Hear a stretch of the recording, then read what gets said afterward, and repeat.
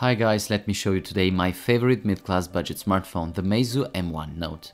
This is a smartphone that is clearly offering quite premium features, but at a price capable of fitting much lower budget limits.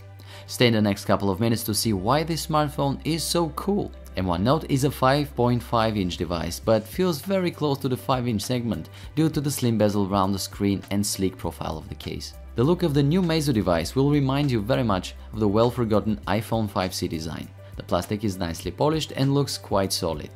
It is light enough and feels as sturdy as it should be. The main camera and its flashlight are nicely integrated in the back. The camera lens has anti-scratch surface and really makes the phone great looking and feeling in hand.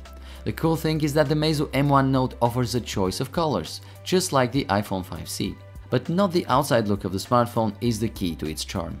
The technology inside is of a fantastic quality for the price point. The screen has Full HD resolution, Gorilla Glass protection, GFF full lamination for less reflections and better brightness levels, up to 450 nits.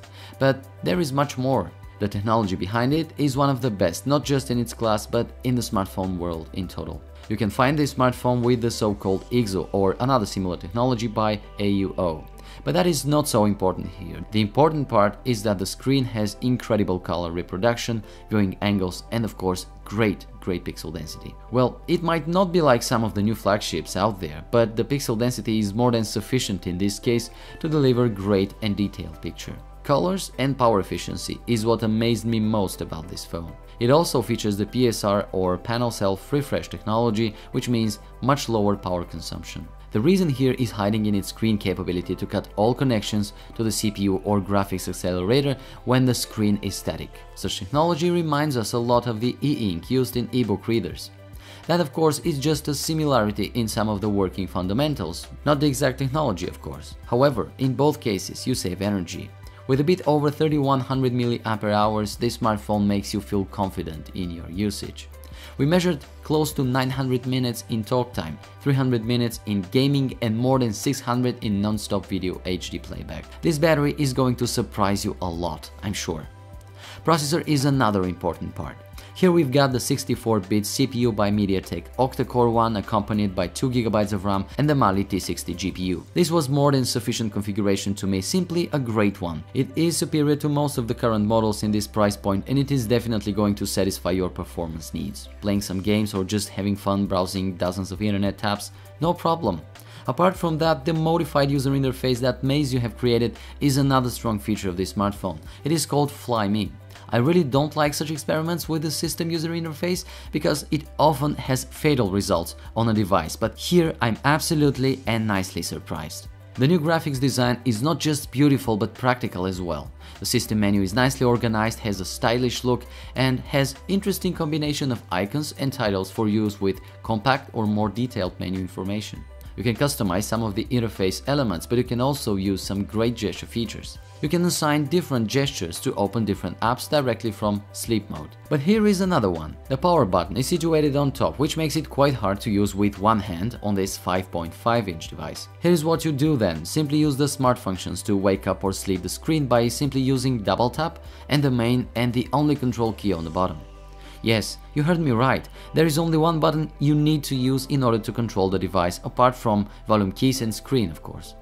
And if you ask me, that is pretty cool. You can even choose to lighten or not the nice little circle that makes the phone equally easy to use with left or right hand. The 13-megapixel camera uses Samsung technology and looks pretty impressive on paper.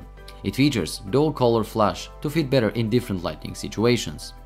It has 5 elements and aperture of f2.2. However, despite some of its cool options like the 30 frames burst shot or 360-degree feature, I would say it is pretty average camera.